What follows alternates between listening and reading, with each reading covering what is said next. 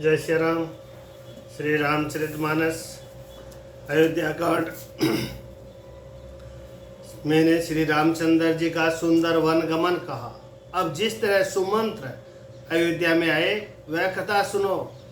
फिर हुनि साधु प्रभु ही पहुँचाई, सचिव सहित रथ देखी आई। मंत्र विकल बिलोकिनी साधु, कहीं न जाए जस भय विषादु। प्रभु श्री रामचंद्र जी को पहुंचाकर जब निषाद राज लौटा, तब आकर उसने रथ को मंत्री सुमंत्र सहित देखा। मंत्री को व्याकुल देखकर निषाद को जैसा दुख हुआ वह कहा नहीं जाता। निषाद को अकेले आया देखकर सुमंत्र हा राम हा सीते हा लक्ष्मण पुकारते हुए बहुत व्याकुल होकर धरती पर गिर पड़े। रथ के घोड़े दक्षिण दिशा की ओर जिधर श्री रामचंद्र जी गए थे देख देख कर ही नहाते हैं, मानो बिना पंख के पक्षी व्याकुल हो रहे हो। वे न तो घास चरते हैं न पानी पीते हैं, केवल आंखों में जल बहा रहे हैं। श्री रामचंद्र जी के घोड़ों की इस दशा में देखकर सब निषाद व्याकुल हो गए। तब धीरज धरकर निषाद राज कहने लगा, हे सुमंत्र जी, अब विषाद को छोड़िए।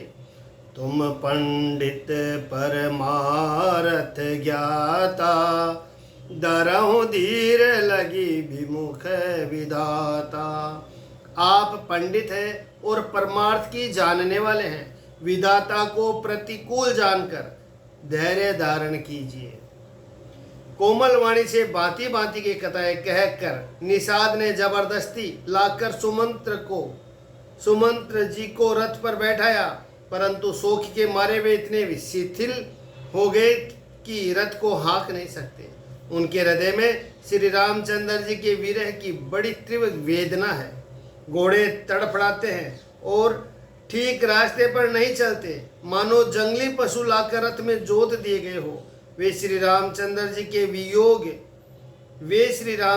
के वियोगी घोड़े कभी ठोकर खाकर गिर पड़ते हैं, कभी घूमकर पीछे की ओर देखने लगते हैं। वे तीक्ष्ण दुख से व्याकुल है। जो कोई राम लक्ष्मण या जानकी का नाम ले लेता है, घोड़े ही कर उसकी ओर प्यार से देखने लगते हैं। घोड़ों की विरह दशा कैसे कही जा सकती है। वे ऐसे व्याकुल है जैसे मणि के बिना सांप व्याकुल होता है। मंत्री और घोड़े की यह दशा देखकर निषाद राज विषाद के वश हो गया। तब उसने अपने 4 उत्तम सेवक बुलाकर सारथी के साथ कर दिए। निषाद राज गुह सारथी सुमंत्र जी को पहुंचाकर विदा करके लौटा। उसके विरह और दुख का वर्णन नहीं किया जा सकता। वे चारों निषाद रथ लेकर अवध को चले। सुमंत्र और घोड़ों को देख देख कर वे भी क्षण क्षण भर विषाद में डूब जाते थे। व्याकुल और दुख से दीन हुए सुमंत्र जी सोचते हैं कि श्री रघुवीर के बिना जीने को धिक्कार है। आखिर यह अदम शरीर रहेगा तो है नहीं।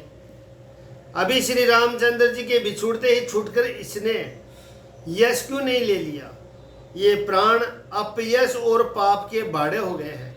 अब ये किस कारण कुछ नहीं करते, निकलते नहीं है। हाय नीच मन, बड़ा अच्छा मौका चूक गया। अब भी तो हृदय के 2 टुकड़े नहीं हो जाते। सुमंत्र हाथ मलमल कर और सिर पीट पीट कर पछताते हैं, मानो कोई कंजूस धन का खजाना खो बैठा हो। वे इस प्रकार चले मानो कोई बड़ा योद्धा वीर का बाना पहनकर उत्तम सूरवीर कहलाकर युद्ध से भाग चला हो। विप्र विवेकी वेद विधि सम्मत साधु सुजाति, जिमि धोखे मद पान कर सचिव सोचते ही भांति। जैसे कोई विवेकशील वेद का ज्ञाता साधु सम्मत आचरण वाला और उत्तम जाति का कुलीन ब्राह्मण धोखे से मदिरा पी ले और पीछे पछतावे, उसी प्रकार मंत्री सुमंत्र जी सोच कर रहे हैं, पछता रहे हैं। जैसे किसी उत्तम कुल वाली साधु स्वभाव की समझदार और मन वचन और कर्म से पति को ही देवता मानने वाली पतिव्रता स्त्री को भाग्यवश पति को छोड़कर पति से अलग रहना पड़े, उस समय उसके हृदय में जैसे भयानक संताप होता है वैसे ही मंत्री के हृदय में हो रहा है। लोचन सजल ठीठ भई थोरी, सुनई न श्रवण विकल मति बोरी। नेत्रों में जल भरा है, दृष्टि मंद हो गई, कानों से सुनाई नहीं पड़ता, व्याकुल हुई बुद्धि बेठिकाने हो रही है, होठ सूख रहे हैं, मुख में लाठी लग गई है, किंतु ये सब मृत्यु के लक्षण हो जाने पर भी प्राण नहीं निकलते, क्योंकि हृदय में अवध रूपी किवाड़ लगे हैं, अर्थात 14 वर्ष बीत जाने पर भगवान फिर मिलेंगे, यही आशा रुकावट डाल रही है। सुमंत्र जी के मुख का रंग बदल गया, जो देखा नहीं जाता। ऐसा मालूम होता है मानो इन्होंने माता पिता को मार डाला हो। उनके मन में राम वियोग रूपी हानि की महान गलानी पीड़ा छा रही है। जैसे कोई पापी मनुष्य नरक को जाता हुआ रास्ते में सोच कर रहा हो, मुंह से वचन नहीं निकलते, हृदय में पछताते हैं कि मैं अयोध्या में जाकर क्या देखूंगा। श्री रामचंद्र जी से शून्य रथ को जो भी देखेगा वह मुझे देखने में संकोच करेगा, अर्थात मेरा मुंह नहीं देखना चाहेगा।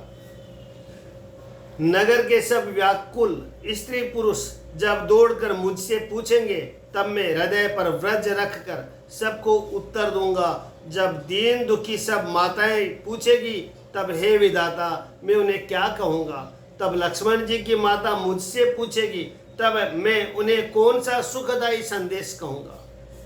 राम जननी जब आई दाई, सुमिरी बचू जिमी देनो लवाई। श्री राम जी की माता जब इस प्रकार दौड़ी आवेगी जैसे नई ब्याई हुई गो बछड़े को याद करके दौड़ी आती है, तब उनके पूछने पर मैं उन्हें यह उत्तर दूंगा कि श्री राम लक्ष्मण सीता वन को चले गए। जो भी पूछेगा उसे यही उत्तर देना पड़ेगा। हाय अयोध्या जाकर अब मुझे यही सुख लेना है, जब दुख से दीन महाराज जिनको जीवन श्री रघुनाथ जी के दर्शन के अधीन है मुझसे पूछेंगे तब मैं कौन सा मुंह लेकर उन्हें उत्तर दूंगा कि मैं राजकुमारों को कुशल पूर्वक पहुंचाया हूं। लक्ष्मण सीता श्री राम का समाचार सुनते ही महाराज तिनके की तरह शरीर को त्याग देंगे। हृदय न बिदर्यों पंकजिमी, बिछुरत प्रीतमो निरू। जानत हो मोहि दीन विधि, यह जात ना शरीरू। प्रियतम श्री राम जी रूपी जल के बिछुड़ते ही मेरा हृदय कीचड़ की तरह फट नहीं गया। इसमें मैं जानता हूँ कि विधाता ने मुझे यह यातना शरीर ही दिया है जो पापी जीवों को नरक भोगने के लिए मिलता है। सुमंत्र इस प्रकार मार्ग में पछतावा कर रहे हैं, इतने में ही रथ तुरंत तमसा नदी के तट पर आ पहुंचा। मंत्री के विनय करके चारों निषादों को विदा किया। वे विषाद से व्याकुल होते हुए सुमंत्र के पैरों पड़कर लौटे। नगर में प्रवेश करते मंत्री गलानी के कारण ऐसे सकुचाए मानो गुरु ब्रह्मा और गो को मारकर आए हो। सारा दिन एक पेड़ के नीचे बैठकर बिताया। जब संध्या हुई तब मौका मिला अवध प्रभेशु की नियधि आरे, बैठे भवन रतुरा की दुआरे। अंधेरा होने पर उन्होंने अयोध्या में प्रवेश किया और रथ को दरवाजे पर खड़ा करके वे चुपके से महल में घुसे। जिन लोगों ने यह समाचार सुन पाया वे सभी रथ देखने को राजद्वार पर आए।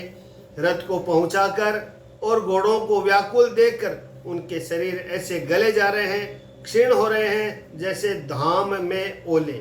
नगर के स्त्री पुरुष कैसे व्याकुल है, जैसे जल के घटने पर मछलियां व्याकुल होती है।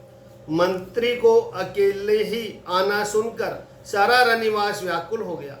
राजमहल उनको ऐसा भयानक लगा मानो प्रेतों का निवास स्थान शमशान हो। अत्यंत आर्त होकर सब रानियां पूछती है, पर सुमंत्र को कुछ उत्तर नहीं आता। उनकी वाणी विकल हो गई, रुक गई कि न कानों से सुनाई पड़ता है, न आंखों से कुछ सूझता है।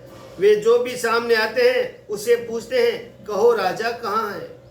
दासियां मंत्री को व्याकुल देखकर उन्हें कौशल्या जी के महल में लिवा गई। सुमंत्र ने जाकर वहां राजा को कैसे बैठा देखा, मानो बिना अमृत का चंद्रमा हो। राजा आसन, सैया और आभूषणों से रहित बिल्कुल मलिन उदास पृथ्वी पर पड़े हुए हैं। वे लंबी सांसें लेकर इस प्रकार सोच करते हैं मानो राजा ययाति स्वर्ग से गिरकर सोच कर रहे हो। राजा क्षण क्षण में सोच से छाती भर लेते हैं। ऐसे विकल दशा है मानो गिद्धराज जटायु का भाई संपाति पंखों के जल जाने पर गिर पड़ा हो। राजा बार बार राम राम हा स्नेही प्यारे राम कहते हैं, फिर राम हा लक्ष्मण हा जानकी ऐसे कहने लगते हैं। मंत्री ने देखकर जय जीव कहकर दंडवत प्रणाम किया।